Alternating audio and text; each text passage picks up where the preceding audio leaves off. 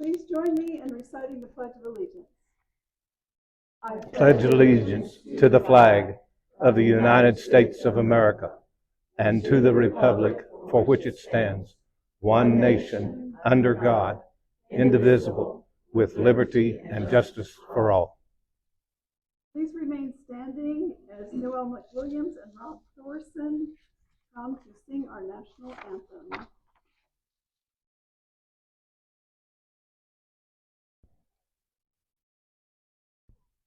Oh, say, can you see by the dawn's early light what so proudly we hailed at the twilight's last gleaming, whose broad stripes and bright stars through the perilous fight for the ramparts we watched were so gallantly streaming, and the rockets red glare, the bombs bursting in air, gave proof through the night that our flag was still there. Oh, say does that star-spangled banner yet wave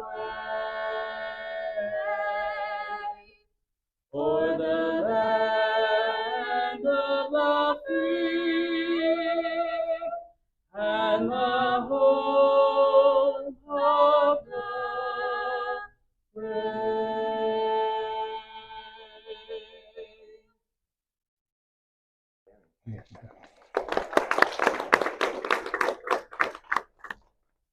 Gentlemen, please post the colors. Okay, about face.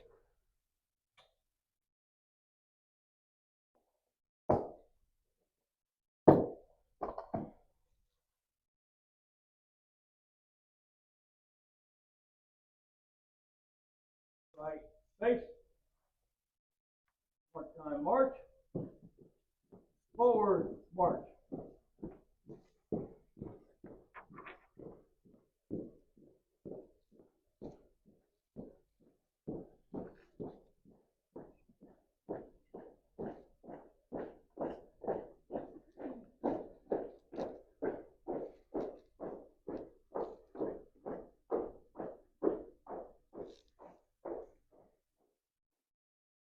I'd like to introduce Oklahoma Prairie's Vice Regent and America 250 Chair. You may all be seated. She's going to introduce our special guest. This is Rebecca Vernier.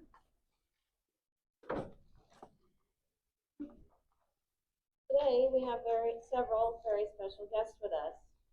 Representative Tammy West is currently serving as the Majority Leader in her 4th term in the Oklahoma House of Representatives. Representative West is a strong supporter of schools. She was honored with the Distinguished Service Award from the State Regents for Higher Education during the 2017 legislative session. Representative West is an accomplished community and business leader who has received multiple awards for her service. Representative West currently serves on the board of directors for RISE, Reentry, Investment in Student Education, and is a Prison Fellowship member. In 2021, Representative West received the Bulldog Award from the District Attorney's Council for her fight to improve criminal justice in Oklahoma. Representative West has lived in the State House district she represents for over 40 years. She is a graduate of Central State University, now UCO, with a degree in business management. She owned and operated a successful small business, Wellness Plus, for more than 20 years. Tammy and her husband John are active members of Council Road Baptist Church and have 3 grown children and 3 grandchildren. Please welcome Representative Tammy West as she brings greetings and a special presentation.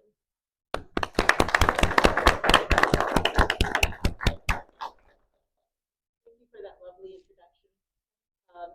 Never imagined I would be a state representative. My proudest and what I'm most grateful for is that I'm a wife and a mother. and have been able to, we've been able to raise our family in a community that honors God and our country. And it is an absolute privilege, an unexpected privilege to serve in the House of Representatives for the state of Oklahoma. And once I got elected, I realized the brilliance, even more so the brilliance of our founding fathers, that our government needs to be run by citizen servants. You don't have to have a degree. I was a volunteer, the PTA president, school board member, with no aspirations other than when God presented an opportunity, I said yes. And it has been such an honor to represent this district, have a voice in hopefully preserving those values that Oklahoma and our nation take such pride and gratefulness in. America, America, God shed his grace on thee. That is a prayer that I pray for our nation. God will continue to bestow his mercy and his grace. I appreciate the part that each of you have in preserving this cherished heritage that we have, that we are so grateful for. It's not duplicated anywhere else in the world. I'm especially proud to see young people here today, because these are generational values that need to be passed on. They need to be cherished so that they are protected and preserved for our children and our grandchildren. It's now my privilege to stand in for the Bethany Mayor, Amanda Sandoval, who wasn't able to join us this morning, to present a proclamation from the city of Bethany. This is from the Office of the Mayor, celebrating the 250th birthday of the United States Army. Whereas on June 14, 1775, the State Continental Congress established the States Army, marking the birth of America's military and the beginning of its fight for the freedom and independence. And whereas for nearly 250 years, the Army has stood as a guardian of liberty, providing security to our nation, maintaining readiness and lethality, and promoting peace worldwide.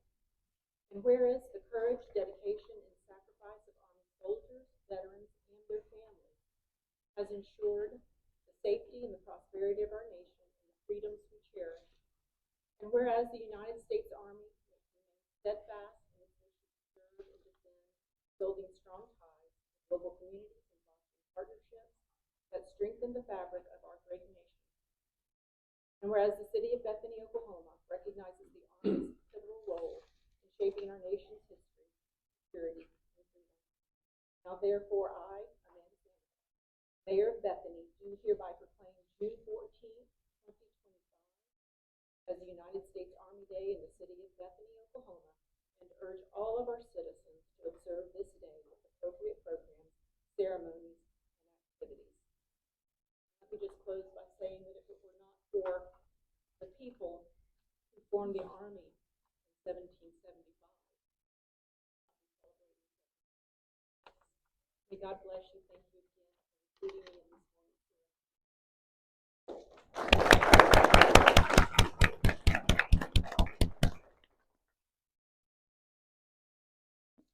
Thank you, Representative West, for joining us today and for presenting the proclamation. Representative Marilyn Stark had planned to be with us today, but she is unable to attend. She sends greetings and her regrets. Today we gather to celebrate the 250th birthday of the United States Army. To commemorate that event, we are honored to have Lieutenant Colonel Mark Nadig, U.S. Army retired, read the resolution that established the United States Army. Mr. Nadig is currently the Director of the Office of Veteran Services and Vets Center at Southern Nazarene University. He is a member of the Bethany War Acres American Legion Post 12.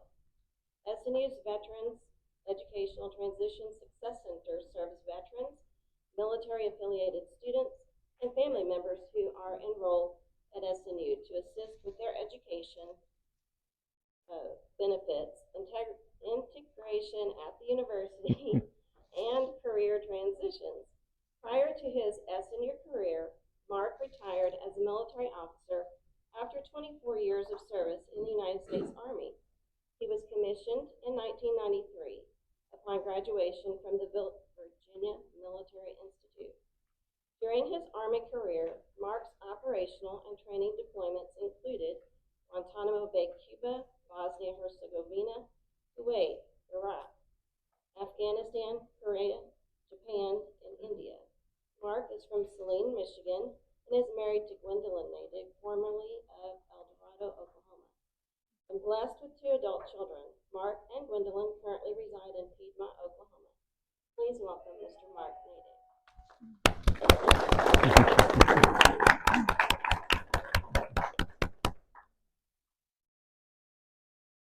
Good morning, everyone, and it's a privilege and honor for me to hear this proclamation establishing the United States Army. Today, we commemorate the 250th birthday of the United States Army, established on June 14, 1775, more than a year before the Declaration. June 14, 1775, the Second Continental Congress formally established the American Continental Army. The resolution read, resolved that 6 companies of expert riflemen be immediately raised in Pennsylvania, 2 in Maryland, and 2 in Virginia. That each company consists of a captain, 3 lieutenants, 4 sergeants, 4 corporals, a drummer or trumpeter, and 68 privates. That each company, as soon as completed, shall march and join the Army near Boston, to be there employed as light infantry under the command of the chief officer in that army. George Washington was selected as the commander-in-chief of the new army the following day.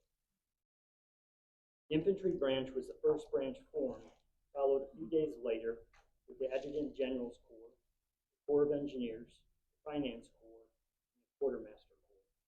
Over the next 18 months, the remainder of our Army branches were added to the rolls, concluding with the Air Defense and Field Artillery branches in November 1775, and the Armored Cavalry branch formed the following year, 1777. The following is the oath taken by each one of the First Army recruits in 1775. I have this day voluntarily enlisted myself as a soldier in the American Continental Army for 1 year, unless sooner discharged. And I do bind myself to conform in all instances to such rules and regulations as are or shall be established for the government of the said army. At this time, we would like to recognize all our military veterans present of all our armed forces branches. Your military veteran, please stand so we can show our appreciation for your service to our nation.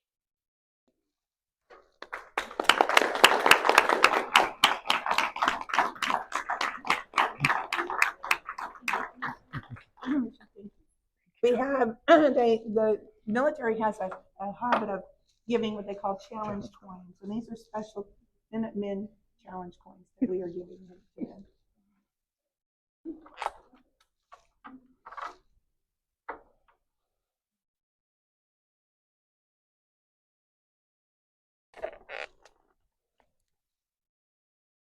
Thank you, Mr. Natick, for joining us today and for your service.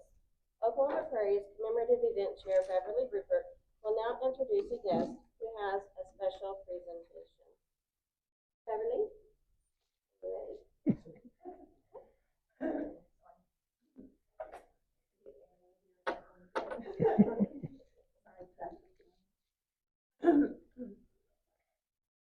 We are honored today to be witness a Quilt of Valor presentation. Laura Sylvester is a graduate of Wright State University in Ohio. She was a special education teacher, a bookkeeper, a caterer, and an office manager. What a list, might I add. She and her husband served as missionaries in South America, Mexico, and in the U.S. for more than 18 years. She's lived in Oklahoma for almost 13 years. She became aware of Quilts of Valor while watching Bonds and Porter, a quilting show on OETA, where they highlighted the foundation. Her father, her husband, and her son all served in the military. She was intrigued by the mission and by the purpose of Quilts of Valor. She started a quilting group, a Quilts of Valor group in Piedmont and is currently the state coordinator for Oklahoma for Quilts of Valor. Laura will be presenting a Quilt of Valor today. Please welcome Mrs. Laura Sylvester.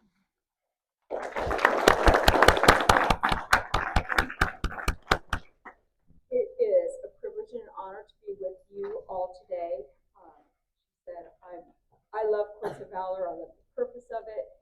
To me, it's you see someone wearing their hat proudly or a jacket that says I served in whatever conflict, war that we've been a part of. And to me, it's meaningful to be able to give something of value, something that somebody spent some time on and put some love into. People have done so much for us. So I'm just going to tell you a little bit about Quilts of Valor because this is not about Quilts of Valor today. This is about honoring our veteran and about celebrating 250 years of the military. But Quilts of Valor was started in a very grassroots kind of setting. In 2003, Catherine Roberts, who's from Delaware, had a dream about her son who was serving in Iraq at the time. And she very vividly saw him hunched over with demons, is how she expresses it, with just things that were going on around him. And being a mother, we always want to fix those things. And you probably remember, you probably had a quilt or a favorite blanket when you were a kid, and you put those around your shoulder, and that always made you feel better. And so her idea was to send her son a quilt. So she sent a son to him saying, "This is a hug from home, and hope this brings you comfort." And he sent back saying, "There are a lot more guys over here who could use a quilt from home." So that's how it started. Very simple. They were sending quilts over, not for anyone specifically. They weren't recording numbers. They weren't recording names. They were just sending them mainly to wounded soldiers at that time. A chaplain happened to meet her there and said, "We have a lot of guys that are back in the States at Walter Reed Medical Center, and we would love to do something for them as well." So she organized this Quilt of Valor Army, and they put together 300 quilts very quickly. When the word went out to people that sew, they get busy. So she sent the word out, and within a few months, they had awarded 300 quilts to veterans in Walter Reed Medical Center that were there healing from their wounds. And that's how it started. Then after that, they decided to organize. We have to be organized, right?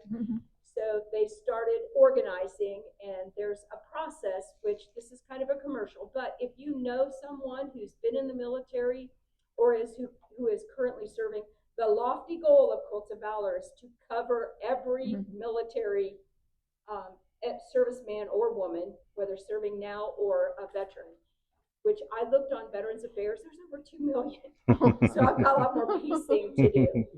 But the goal is to cover them, and you can go, the Quilt of Valor Foundation, you can go on there, and it has a banner that goes across. It says, "Nominate a living veteran." I have some cards here that have the web address. If you're interested in nominating someone, you can nominate yourself. We would just like to touch everyone who's, that's a hard thing to do too, you know? It's like, how do you help everyone? Well, you just can only do the ones that are in front of you, right? So put them in front of us. That's my goal to you today. But anyway, she got started with this, and it's just rolled since then. So to date, there have been 413,902 Quilts of Valor awarded throughout the 50 United States. There are Quilts of Valor group. We have 7 in the state of Oklahoma, but there is at least 1 in every state, and some states have quite a few. We love what we do. It's like my kids say, "Mom, I don't need any more quilts." When I started doing it, it was like I had all these ideas, but it really gives purpose to the ladies and gentlemen that are quilting, that they can do something for someone else. So it's all the way around. It's been a good thing. And I'm just going to share one little story because this guy touched me so much. I have met some of the most amazing people doing this. I've been doing this since 2018. And we've been in the VA hospital where the sweetest little man I ever met in my life, sitting in this bed just wasting away because of what Agent Orange did to his body. And we went to give him his quilt, and he said, I don't deserve this. All I did was cook in the Army. And I thought, well, if you didn't cook, who was going to feed them? You know, you did your part. You signed up and you did what you were asked. But one of the most impressive gentlemen I ever met, he was on hospice in his home, still very vibrant and so alert. And he was a World War II veteran. He's passed away now. But I remember sitting in his kitchen and he had pictures of being on the ship when they signed the treaty with Japan. And he was at Pearl Harbor when it was bombed. And then he flew later and he got shot down over South Korea, but luckily landed over North Korea, but landed in South Korea. He was a prisoner of war for 11 months. And his plea to us was, please tell people why we did this. Tell people what the reason was behind it. We're not this greedy country trying to take over other people's land. Other people were being abused, and we went to help them. We did this to help others, and so that this couldn't be done to us. And so my encouragement to all of you here today, if you have military members in your family, or if you have a military story, you need to share it. You need to share what you did and why you did what you did. You know, the Bible tells us also, you know, when you know the story, you put it on your head, you write it on your hand, you carry it, you tell people while you're walking down the road. And our kids need to know, because people are rewriting history to what they think it was.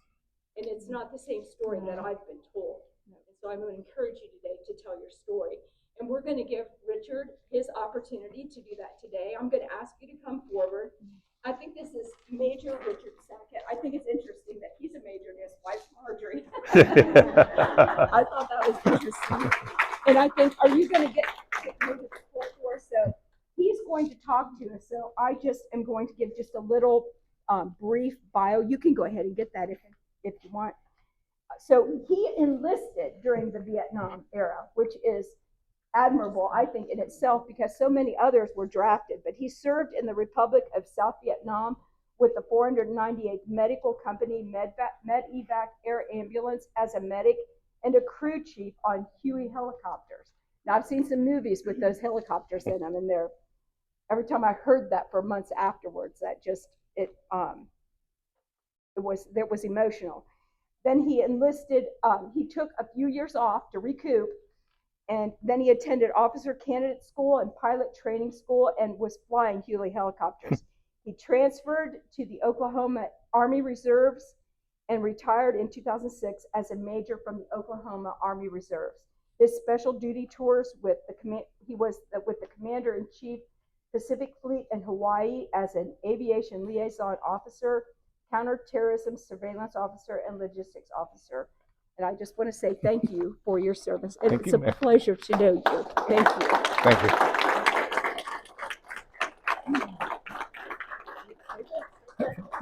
Gotta have your hug. Thank you. Thank you, Ms. Sylvester, for this wonderful presentation. Absolutely. We appreciate not only your participation today, but the work you do throughout the year. Now, we are honored to have our special guest of honor share with us a few words. Major Sackett.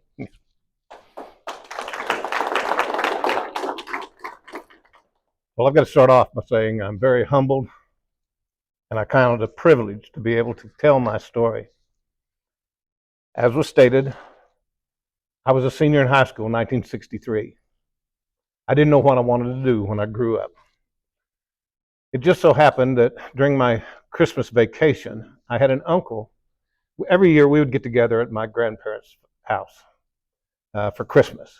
And I had an uncle that was a career Army officer, and he flew helicopters.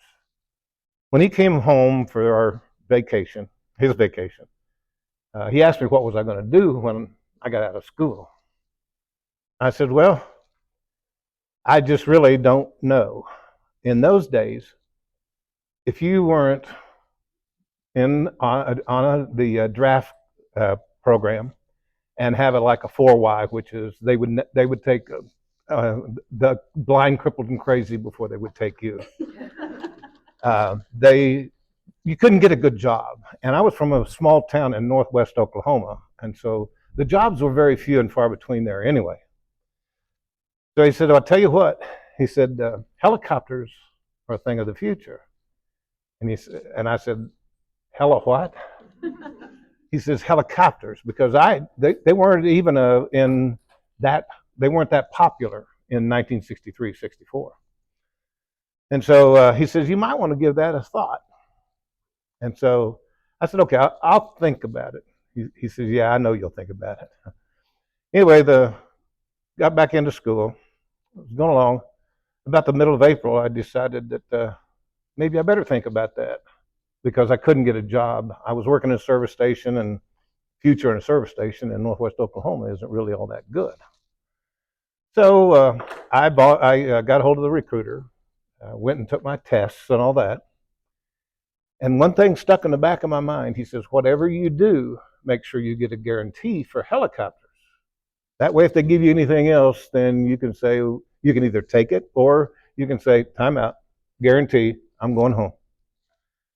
Well, I got my orders.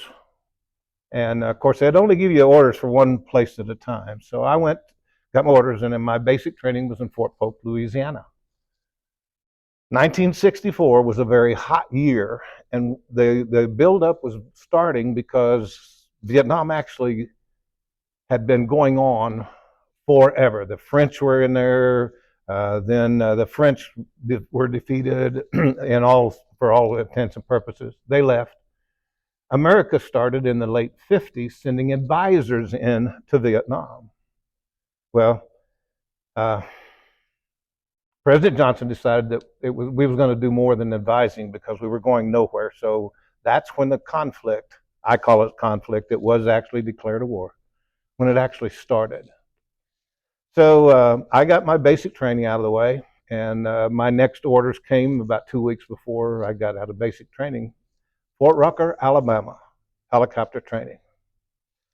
So I went down to Fort Rucker, got my training there, got up through school. Christmas came home for leave, and my next duty assignment was Fort Hood, Texas. My first taste of the 498th Medevac was at Fort Hood, Texas. One of the platoons was there, one was in San Antonio, and two was in San Antonio, and one was in Fort Benning, Georgia. So I went to my unit in Fort Hood, and we were going along, everything was going good. I was doing my training and all that kind of stuff. We had a feeling that our unit was going to be activated or sent to Vietnam, but they didn't tell us. So along came an order, and my platoon was ordered to Fort Sam, and they pulled all of the units together in Fort Sam. For some reason, I still don't know why, I was dropped from the roster. So I went to another unit there, and I was a mechanic for a maintenance company for helicopters. Came along, and in late August, or late July, I got notification that I was going to the 498th Medevac. They were going to be deployed to Vietnam.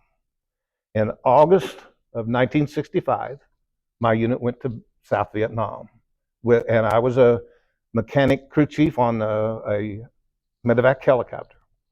By Geneva Convention, we were not allowed to have mounted weapons on our helicopters. But that didn't stop them from using that red cross on there to be a perfect target. I got shot down twice. Fortunately, the good Lord was riding with me, and I didn't get hurt. On the last time I got shot down, when I looked at the helicopter, what got us, an enemy bullet went 6 inches to my left and went into the main transmission and put us on the ground. And that's how close I was to meeting my maker. Well, my maker made it through for me for that year, and I got home. I was a administrative sergeant back at Fort Rucker again. I was too short to be an instructor, so too short a time to be an instructor. So I got out. I gave them one chance to get me in Vietnam. I wasn't going to give them a second chance. Went out to the great Northwest, found out what manual labor was. I worked in a sawmill and a service station. After 3 years of that, there was no future in that, so I decided I better do something else. And I got an opportunity. I saw an advertisement for a aircraft mechanic school in northeast Oklahoma, a small town called Tulsa, Spartan School of Aeronautics. So I came back here, went to school. As I graduated, the airlines was hiring big time. Virtually every one of my classmates, except for 7 of us, was hired by the airlines. And the interviews went along real good, for most of them. And when they came to me, I got 2 questions right. I got my name. They said, "What's your name?" And I got it right. And said, "When do I graduate?" And I told them that. And they said, "Okay, what's your experience?" And we in the helicopters, I don't know how many of y'all are familiar or that close to helicopters. We call them flailing palm trees. Helicopters don't fly. They just beat the air into submission. So they would say, "Well, don't call us, we'll call you." Well, I got to looking around, and the Army National Guard right down here at that time it was at Norman, was hiring at that time because the Guard was building up because the Guard was going to be doing a lot of support and fill in for the active duty. So I went to work for the Army National Guard, was a mechanic, worked about 3 years, and my commander came to me and he says, "You need to think about something." I says, "I think about a lot." He says, "No, you need to think about your job." He says, "You're enlisted." He says, "But I feel that you would be a better officer than you are as an enlisted man." I didn't know how to take that as an insult or a compliment, but I took it as a compliment. So I went to State OCS, Officer Candidate School, right here in Oklahoma, graduated as a 2nd lieutenant. Well, with the National Guard, you can't be a commissioned officer and work on the floor as a mechanic. So I educated, as I affectionately state, I educated myself out of a job.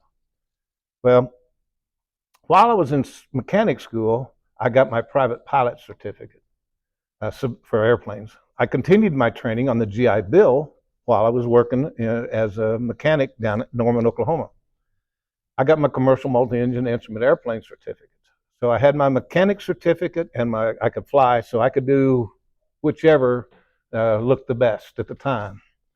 So I did a little bit of work out, as we say, in the industry as a mechanic and pilot, doing some contract flying. And I got a notification from this same commander. He says, "Hey, the Army's opening up for the Guard to go for flight schools. Would you be interested?" I says, "When?" And I was the very first officer after 10 years from the state of Oklahoma to go through Rotary Wing Flight School at Fort Rucker, Alabama again. So I was back to my old home. So I went through Rotary Wing Flight School, came out of that, and of course still didn't have a job. So we affectionately, I don't know how many of y'all are familiar with the Guard, we call it guard bumming. We didn't have a civilian job, so we would do as much flying and work at the Guard as we could. Well, I did that for about 2 months, and doing flying and that kind of thing. And my commander again said, "We need a maintenance officer. Would you be interested in going to maintenance officer?"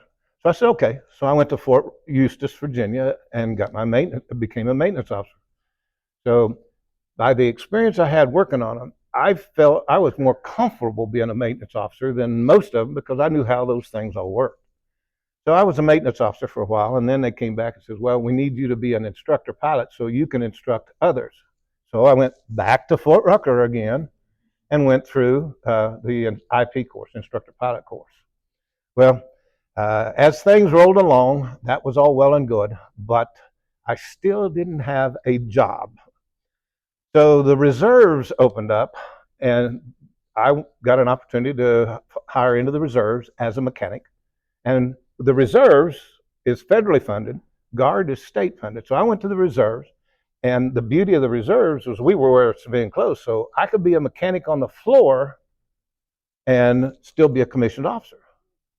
So it was kind of neat. So I would work on a helicopter all day long. 4 o'clock, the whistle blow, I put on my green suit and go perform my own maintenance test flights. You know when you do your very best maintenance? When you are going to be in it. So I did that for about 1.5 years. And then the Federal Aviation Administration opened up. And I went to San Antonio with the Federal Aviation Administration as a maintenance inspector. Still in the Guard in Oklahoma. So me and Southwest Airlines got on a first name basis because I'd get on an airplane on Friday night in San Antonio with Southwest.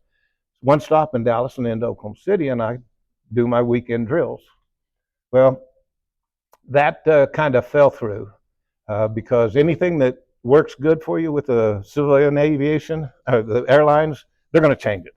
Anyway, the long and the short of it is I did that for about 3 years, came back up here to Oklahoma City. I transferred back up here to Oklahoma City with the Federal Aviation Administration.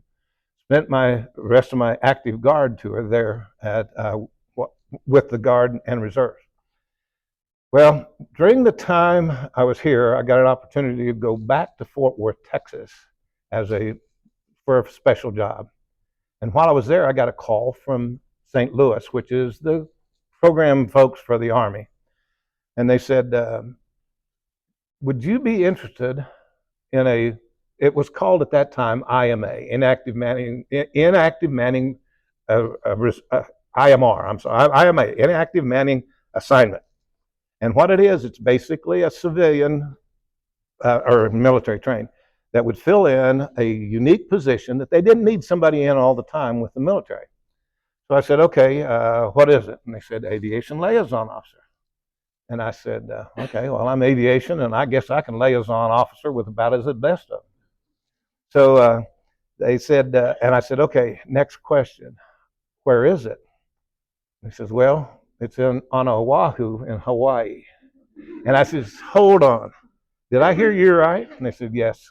And I said, okay, can you hold that position till in the morning? I need to talk to my bride to see if she would be interested in going to Hawaii. So they said, yeah, we'll hold it. So I got home that night, and we did our standard, how to go. It went good. Anything happened? No, nothing happened.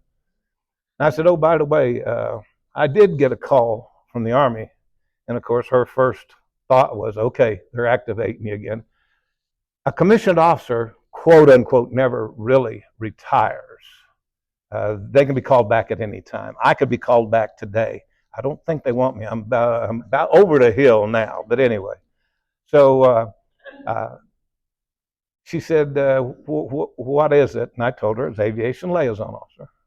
And she says, okay, where? And when I told her Hawaii, she says, you better hope that they haven't given that away. So I called her back. So I got my bride to Hawaii 3 times, and I went through the various positions over there. 2006, I officially, completely, quote unquote, retired. But the one thing I miss the most, even today, is all the camaraderie and all the folks that I had made contact with throughout my military career. Like I said, 1963, we are the next dying generation, and I'll just be right on. Not too many of them left. And so I wish I'd have stayed a whole lot closer to those individuals that I was with in Vietnam. I still have a few military friends, but not that many. But the program continues because our daughter is a retired sergeant major from the Army. She had helicopters, both Black Hawk and Chinook helicopter experience. We didn't stop there. Her daughter, our granddaughter, was a Chinook helicopter mechanic for 8 years. She went through flight school and is now a CW2 Chinook pilot. Her husband is also a Chinook pilot. So as the saying goes, the legacy lives on. And I couldn't be prouder to be a part of an organization like the U.S. Army. And I thank all of you who have done their service. And I want to thank God for bringing me through it, my bride for sticking with me, and I thank you all for having me. Thank you.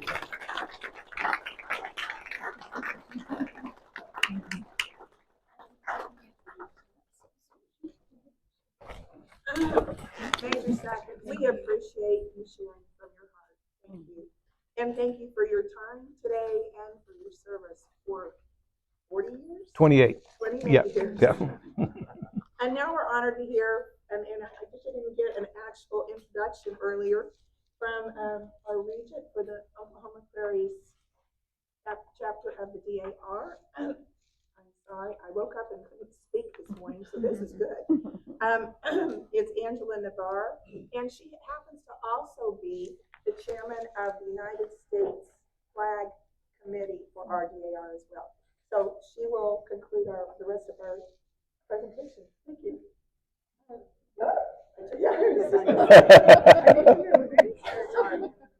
Okay, sure, thank you.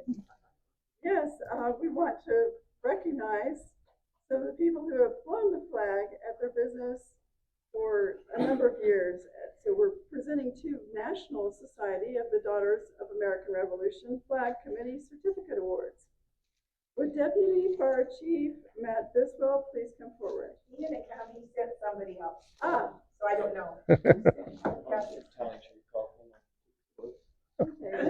name is Chief Hobson.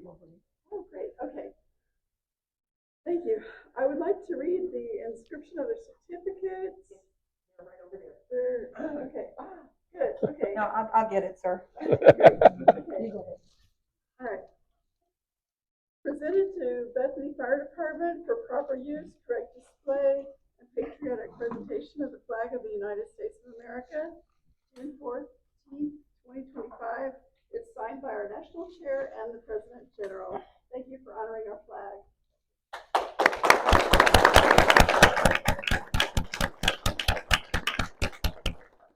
Now would Phil Daugherty, Area Director for Swadley's Barbecue, come forward to accept the certificate for the Swadley's Bethany location. Mr. Daugherty, this certificate also recognizes your faithful and patriotic presentation of the U.S. flag at your Bethany location, presented to you June 14th, signed by Maria Elliott Lynn, the DAR National Flag Committee Chairperson, and the DAR President General, President Pamela Rouse Wright. Thank you.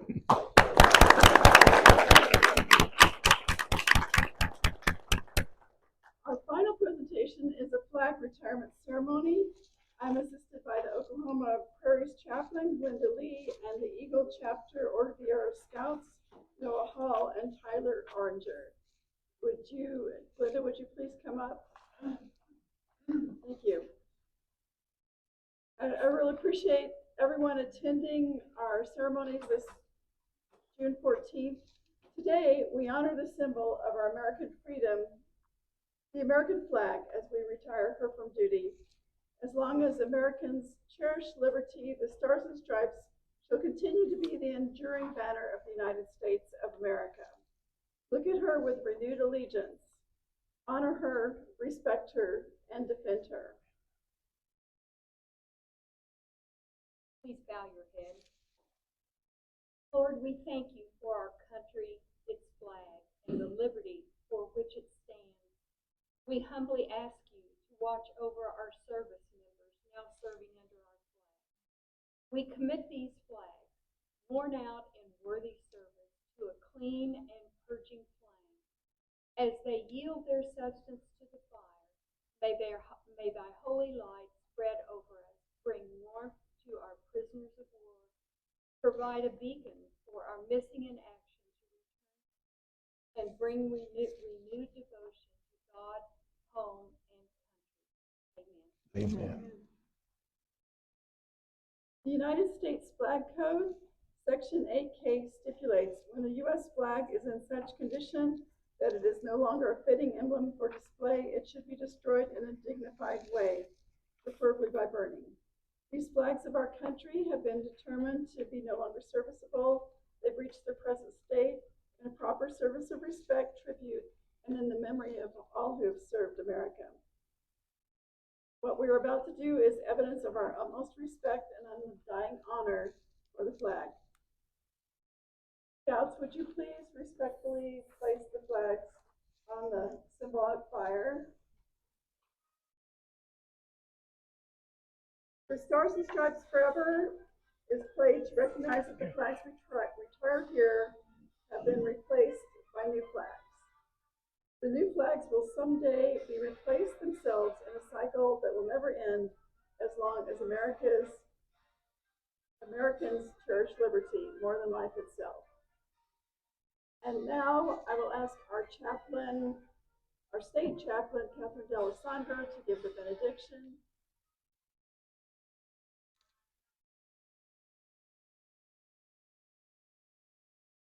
Please bow your heads and pray in your faith as I pray in mine.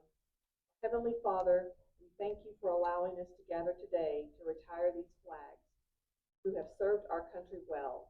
We thank you for helping us to be mindful of the flag code so we could dispose of the flags with the dignity they so deserve. We ask that you bless our nation and the countries of the world and help us all to find peace and live together in harmony. As we return to our homes today, may we always honor and love you and the flag of the United States of America.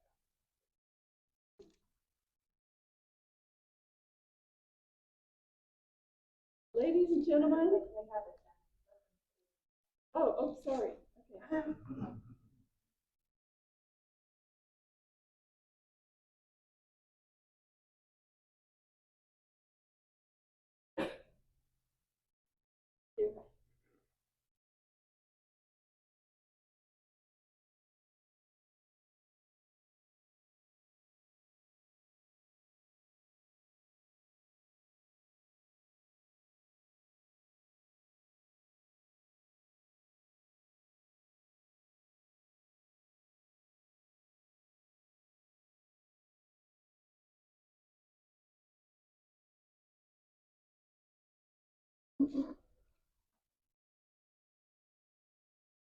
Thank you, gentlemen. We will conclude our ceremony today by singing together God Bless America. The words are on the back of your program. After the song, please join us before you leave in celebration by sharing our Army birthday cake. Noel and Rob will come to lead us in the song.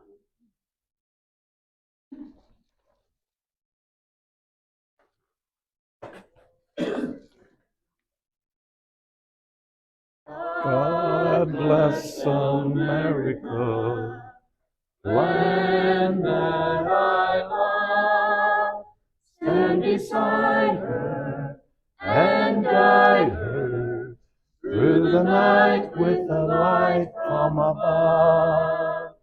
From the mountains to the prairies, to the oceans white with foam. God bless America, my home sweet home. God bless America, my home sweet home.